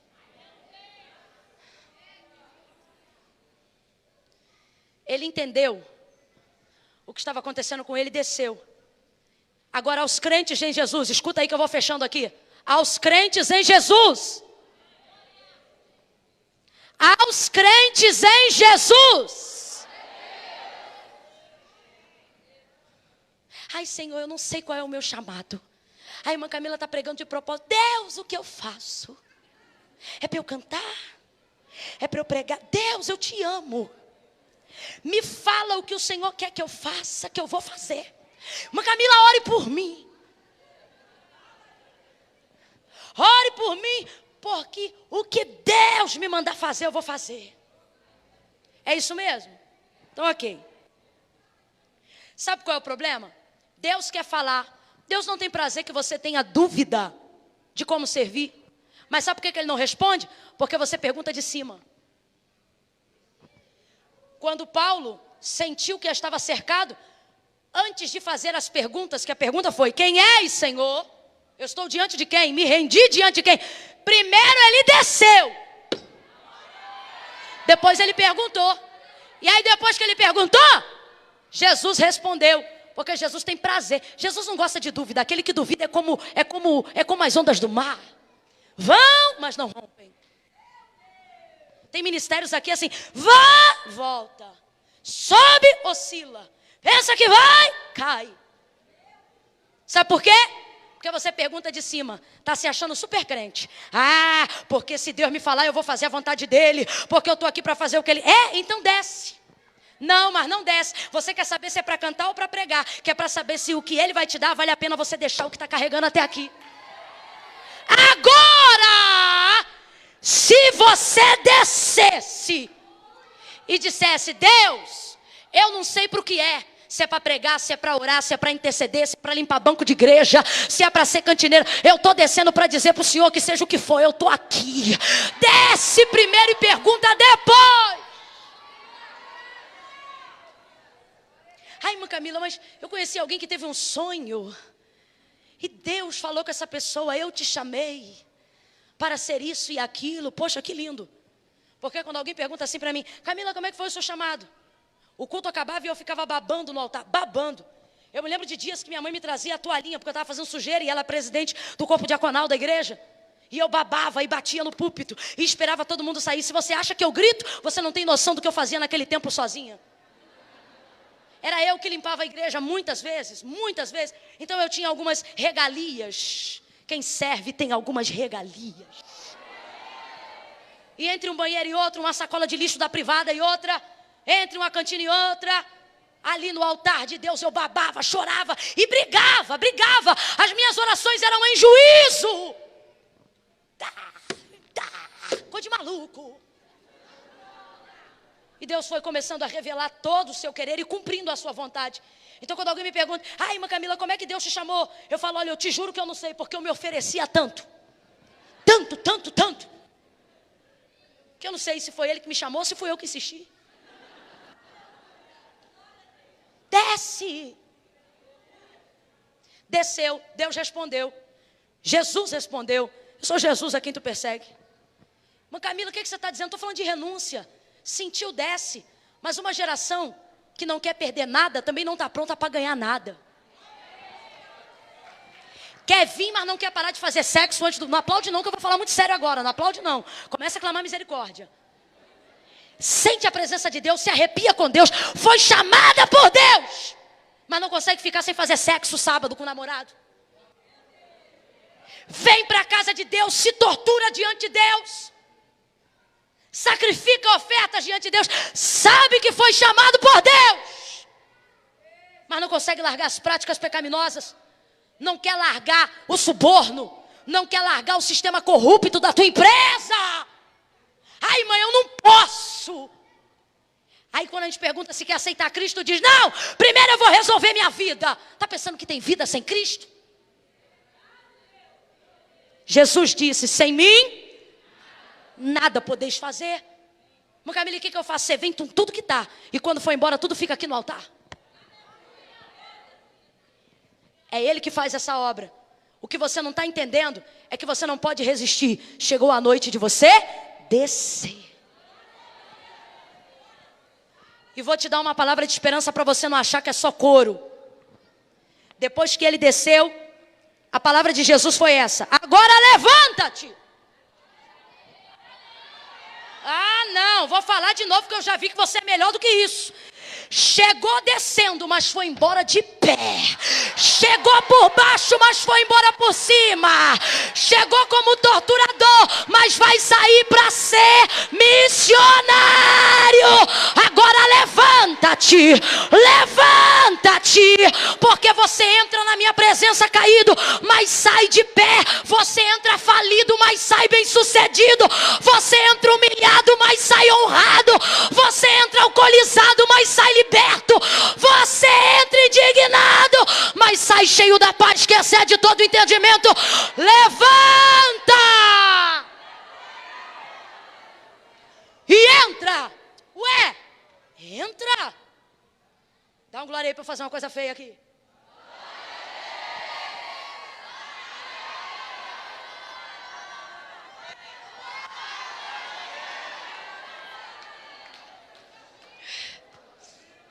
Meu Jesus. Ó, entra na cidade. Quem lembra a cidade? Isso. Vou te botar na bolsa junto com o baterista que eu vou levar. Ó, Damasco. Damasco é a terra que ele queria entrar quando estava indignado. Damasco é a terra que ele queria entrar quando estava errado. Damasco era a terra que ele queria entrar quando não conhecia o propósito. E o diabo tem dito para as pessoas: não se entregue ao chamado, não. Não viva ministério, não, porque ministério consome, obra de Deus consome. Igreja mata. Igreja não mata não, meu irmão. O que mata é não tirar férias.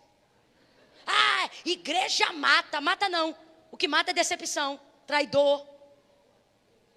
Obra de Deus é uma bênção. A igreja é uma tábua de salvação para muita gente que lá fora já estava arrebentado, mas aqui dentro descobriu que tinha talentos, tinha vida, tinha propósitos. Mas o diabo cria um sofisma. Mentira, irmã Camila? Não, sofisma. O que é um sofisma? É uma mentira que contém muitas verdades. Então você acaba pensando que é uma verdade. Mas porque uma coisa tem algumas verdades, ela não é verdade tendo mentiras. Então o que o diabo faz? Ministra algumas coisas que são verdade e contém nessas coisas algumas mentiras, para que, confundido pelas verdades, você acredite nas sofisma. E ele diz assim: obra de Deus é coisa séria. Verdade ou mentira? Quem dedica a vida para Deus, quem dedica ministério para Deus, tem que dedicar a vida. Verdade ou mentira? Para viver os sonhos de Deus, você tem que perder os seus. Verdade ou mentira? Mentira. Você viu que o sofisma é tão grande que eu queria? É porque a câmera e a estrutura de som não vai conseguir captar. Unissoantemente vocês disseram verdade na primeira. Unissoantemente vocês disseram verdade na segunda. Quando eu coloquei a terceira circunstância, metade disse verdade e a outra metade disse mentira. Foi ou não foi? Fez a verdade, mentira. Por quê? Quem disse verdade? Quem conseguiu realizações depois que conheceu Jesus. Quem disse mentira? Quem renunciou a alguma coisa que acreditava que era o melhor e achou que perdeu o sonho para fazer a vontade de Deus. Foi isso que aconteceu aqui agora. Mas por que eu vos afirmo que é mentira? Primeiro, se você ainda não realizou um grande sonho, você pode ter certeza que Deus não tem nada a ver com isso, porque Deus trabalha. Trabalha. Presta atenção. Não estou falando de ficar com o marido que não é seu, não. Estou falando de sonho, estou falando de coisa íntegra. Estou falando de coisa linda de Deus. Aqui, ó. Fez terra, descansou. Fez lua, descansou. Fez mar, descansou. Fez dinossauro, teve descanso. Fez leão, teve descanso. Fez macaco, teve descanso. Criou erva, semente, fruto. Regou a terra. Criou os limites. Criou tudo e teve descanso. Estabeleceu o firmamento e descansou. Criou o homem. Nunca mais descansou. Jesus vai ser assunto aos céus milênios depois da criação da humanidade. Olha como é que Jesus vai para o céu. Eu vou para o meu Pai. Vai não, Senhor, fica, não posso. Por quê? Porque eu trabalho e meu pai trabalha até agora. Aí você lembra de Isaías falando, ancião de dias, pai da eternidade. Se ele é pai da eternidade, criou a eternidade, porque Deus não existe, Deus é. Aí você pensa, se alguém que trabalha desde a eternidade, vixe, está trabalhando muito. Trabalhando para quê? Para se autossustentar? Deus não precisa, Deus não subsiste, Deus é. Agora, Isaías disse pelo que ele trabalha. Ele disse, porque desde a antiguidade. Por que não diz desde a eternidade? Porque não foi mato que fez Deus trabalhar. A terra é mais obediente que a gente. Ele diz, cada erva dê semente segundo a sua espécie. Cada animal germine segundo a sua espécie. Produz erva verde, o campo, o mar. E desde então a terra obedece. Quem é que dá trabalho para Deus? Faz essa cara de rogado. Por que não diz que ele trabalha desde a eternidade? Por que diz que ele trabalha desde a antes? É diferente. Ele está dizendo, trabalho há muito tempo, mas não trabalhei desde sempre. Só comecei a trabalhar depois que criei vocês. Fica constrangido não. Isso é alegria.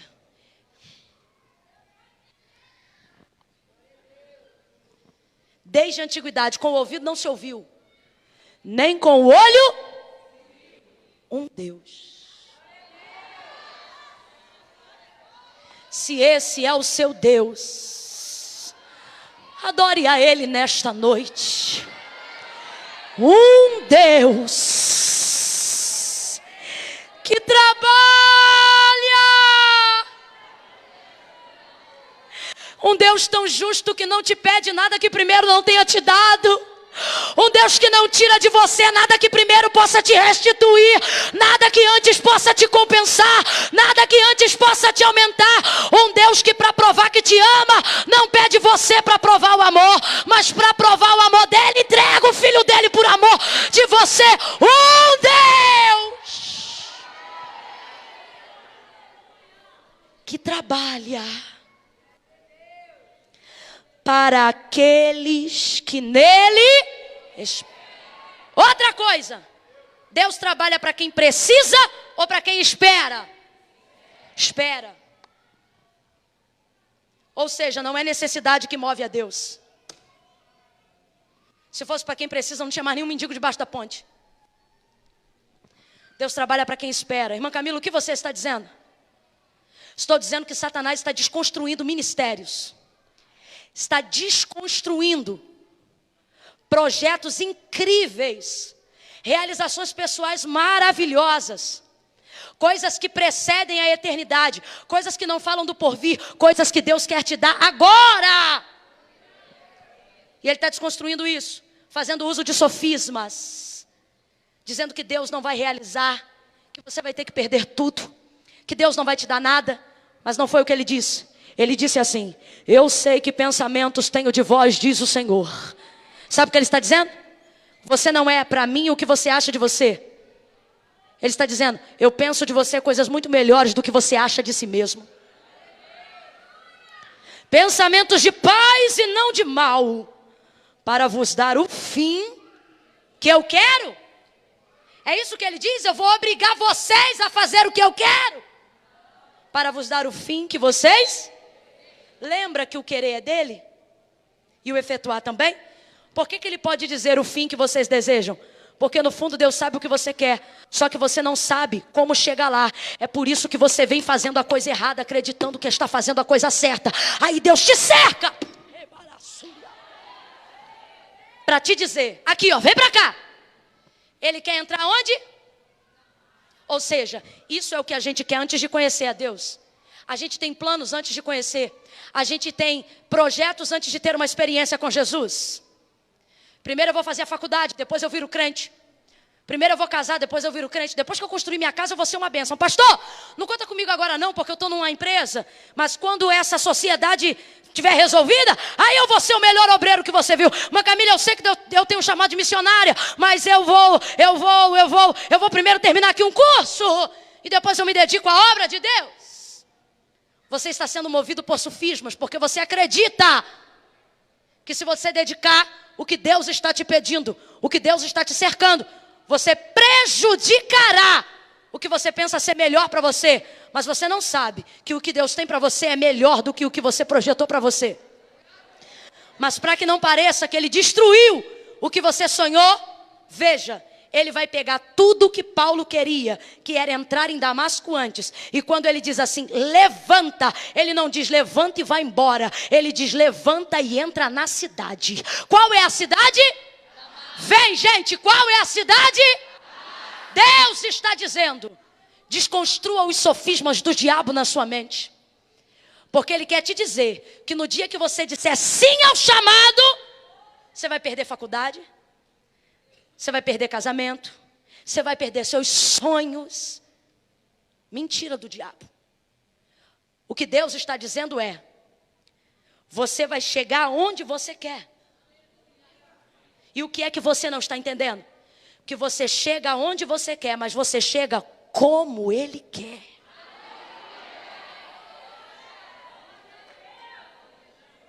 É Damasco que você quer entrar? Tá. Só que olha como é que ele quer entrar. Quer entrar chutando, quer entrar arrombando porta, quer entrar puxando pelo cabelo. E ele acredita que essa é a melhor maneira. Quer entrar esfregando carta de autorização para torturar cristãos. Você criou um plano e você acha, eu não posso me dedicar a uma experiência com Deus agora, porque essa experiência vai me tirar do plano. Primeiro eu vou fazer o meu plano. Agora veja, deixou ele pegar a carta, deixou ele caminhar quilômetros, para quando chegar na porta dizer, sem mim você não passa. Leva mal não, mas eu vou falar. Tem gente aqui que é muito engraçado. Por que você não vem na ceia? Porque eu estou estudando para o vestibular.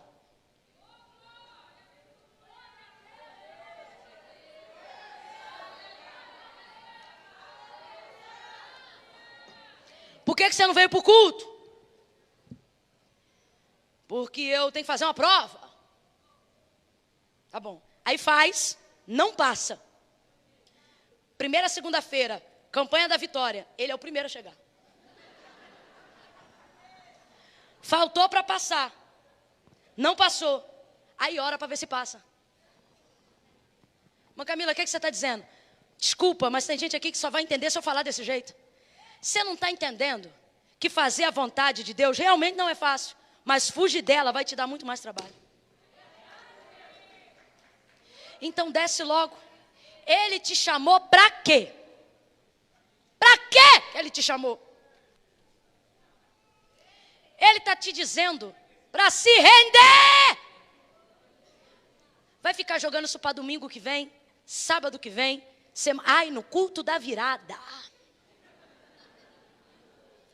Fala para uns 3 aí, desce logo. Não, sussurra para ele não ficar sem graça, diz, desce logo. Deus te trouxe aqui para te dizer, filho, filha, você vai chegar onde você quer. O que você quer ser? Você quer ser político? O que foi que te disseram? Que crente não pode ser deputado? Sufisma. O que foi que te disseram? Você quer ser o quê? Empresário? O que te disseram? Que não dá para ser pastor e empresário? Sofisma!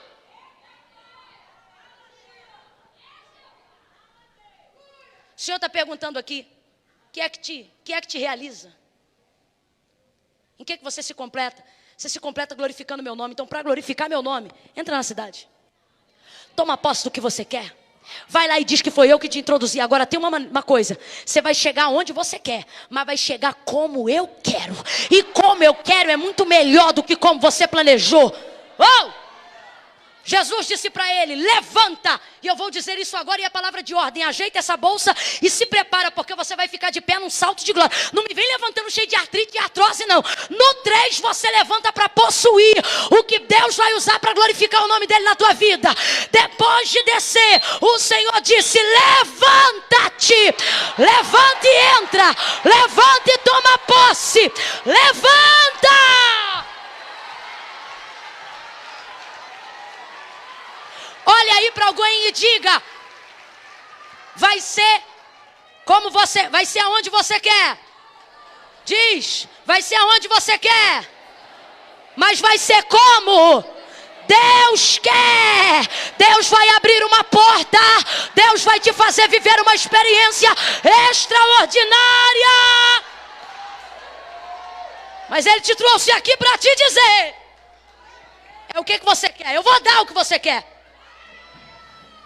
mas vai ser como eu quero. Porque alguém diz,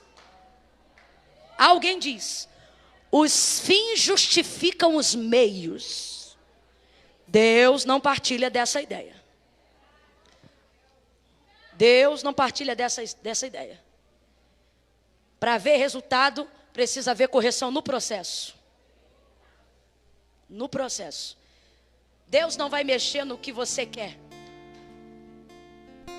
Deus vai mexer em como você vai tomar posse. Ok? Aí, desculpa, mas eu tenho que pregar toda a verdade. E pregando toda a verdade, preciso dizer a verdade que há uma divergência no texto. Sabe qual é a divergência? Nesse de 9, capítulo 9, vai dizer assim: e os varões que iam com ele, porque tinham pessoas à volta dele. A vida continua independente das nossas experiências individuais. Então, a divergência que vos falo diz o seguinte no capítulo 9: e os varões que iam com ele pararam espantados, ouvindo uma voz, mas não vendo nada. Capítulos mais à frente, quando a narrativa histórica da mesma experiência é citada em Atos dos Apóstolos, vai dizer diferente. Vai dizer assim: e os varões que iam com ele viram uma luz, mas não ouviram. Divergiu. Ó, divergiu. E olha eu para a divergência. Sabe por quê? Porque eu não posso basear as experiências pessoais que eu tive com Deus baseado no que quem está à minha volta sentiu, baseado em como ouviu. Preste atenção. Capítulo 9 diz: os varões que iam com ele ouviram, mas não. Mais à frente diz: não foi isso. Eles viram, só não ouviram. Só que me responda. Jesus apareceu para os varões ou para Paulo? Paulo viu ou não viu? Ouviu ou não ouviu? Capítulo 9. Capítulos mais à frente, mesma narrativa. O Senhor apareceu para quem? Para os varões ou para Paulo? Varões ou para Paulo? Paulo viu ou não viu? Ouviu ou não ouviu? Capítulo 9. Ele desceu porque reconheceu, sim ou não? Capítulos mais à frente, ele desceu porque reconheceu, sim ou não? O que você está dizendo, irmã Camila? Estou dizendo que o que eu vivo com Deus não é baseado no que quem está à minha volta está sentindo. Que o que eu vivo com Deus não é baseado nas experiências que os outros tiveram. A experiência é sua e Deus te trouxe hoje aqui para dizer: honre a sua experiência. João capítulo 9. Um cego de nascença vai ser curado por Jesus. E como qualquer um que professasse dizer que Jesus era o Cristo deveria ser expulso da sinagoga, depois que o cego de nascença curaram, disseram: não acredito que ele antes havia sido cego. Olha o que eles estão dizendo: eu não acredito na experiência que esse homem teve. Chama os pais dele para a gente saber se ele era cego mesmo. Vem os pais. Esse menino era cego? Sim, senhor, nasceu cego, desde criança ceguinho. E agora como é que se abriram os seus olhos? Aí eu não sei, ele tem idade, pergunta para ele. Chama de novo o que dantes havia sido cego. Me diga aí, como é que tu foi curado? O homem chamado Jesus jogou lama, eu joguei água e vi. O que ele está dizendo? Jesus me... Isso, Jesus me... Aí eles dizem: nós não acreditamos. Dá glória a Deus, porque este que tu dizes que te curou é pecador. Aí o homem vai saindo da sinagoga, olha para trás e diz assim: olha o que o cego diz. Cego não, o que dantes havia sido cego. Ele diz assim: se é pecador ou não, eu não sei. Sabe o que ele está dizendo? Quem fala do que não sabe são vocês. Ele diz assim: uma coisa eu sei. Sabe o que ele está dizendo? Vou falar para vocês a minha experiência. Se é pecador ou não, eu não sei. De uma coisa eu sei, que eu era cego. E agora veja. Agora eu te pergunto: a crença deles no milagre do cego muda o milagre do cego? como eles definem a experiência do cego, muda o milagre que Jesus fez na vida dele. Então por que o culto acaba? Quando acaba, você fica perguntando para quem não veio se eles acreditam no que Deus falou contigo na igreja. Por que num culto como esse, você espera alguém pegar na tua mão para te trazer no altar? Na hora que a gente pergunta quem quer vir fazer uma aliança com Deus, a experiência é individual e Ele não vai empurrar ninguém. Mas chegou a hora e a noite de você entender que está cercado. E a atitude mais sábia hoje aqui é se render. Aos crentes em Jesus, eu vos digo, rendam-se ao chamado. Porque senão no final de suas vidas vocês terão carro, casa, dinheiro, pouca saúde para desfrutar, estabilidade física e vazio emocional, vazio espiritual. Esse é meu despertamento para vocês. Vivam o chamado. Crentes em Jesus, qual é a sua missão? Faça ela. Mãe Camila, não sei qual é. Encontre fazendo. Vai tirar lixo de banheiro, entra na escala. Visite as pessoas. Fale de Jesus no ônibus. Dá teu jeito, se ofereça. Se ofereça para algo que glorifique a Deus, algo que chame a atenção de Deus. Faz uma reunião na praça. Você não precisa de igreja apenas como instituição para ser e para exercer sua chamada. Aqui é o lugar de reforço, aqui é o lugar que você está ligado ao corpo de Cristo. Estabelece uma reunião na praça. Faz uma célula de devocional em casa, dá teu jeito, se ofereça. Faça alguma coisa que glorifique a Deus e você vai encontrar o propósito da sua vida. Aos que estão aqui nesta noite, que não vieram ontem na hora que eu chamei na frente, que estão afastados do caminho do Senhor, amam ao Senhor, conhecem, mas não estão no centro da sua vontade, porque estavam amarrados por sofisma. Minha palavra, a palavra de Deus em mim, para vocês é: renda-se logo. Você está cercado. Fazer a vontade de Deus não é fácil, mas fugir dela vai fazer o aguilhão te ferir. Vai fazer você chorar sempre pelas mesmas coisas. Quem está no lugar aí, ó, que já é crente em Jesus, bota a mão no coração. Mãe Camila, sou filho da salvação, já fui no altar, já reconheci a Jesus como Senhor, mas hoje a irmã pregou para mim, porque eu tenho deixado algumas coisas do ministério, da chamada de Deus para depois. Eu tenho honrado a Deus de boca e não com obras. E hoje eu estou constrangido, irmã Camila. Oh, a palavra de Deus me constrangeu em amor. Bota a mão no coração. Comece a orar pela sua vida e peça ao Senhor que a experiência que você viveu com Ele seja o suficiente para te alimentar, para te fazer entender que você vai chegar aonde você quer, porque o querer não é seu, é dele, e Ele vai efetuar. Agora eu vou pedir o meu irmão aqui, que já virou meu chapa, minha irmã aqui, de voz angelical. Eles vão entoar o refrão de uma canção. Quando eu disser 3 e eles começarem a cantar, você que está aqui está afastado dos caminhos do Senhor. Você que está aqui e ama ao Senhor, mas não pertence ao corpo de Cristo, não pertence a nenhuma igreja evangélica.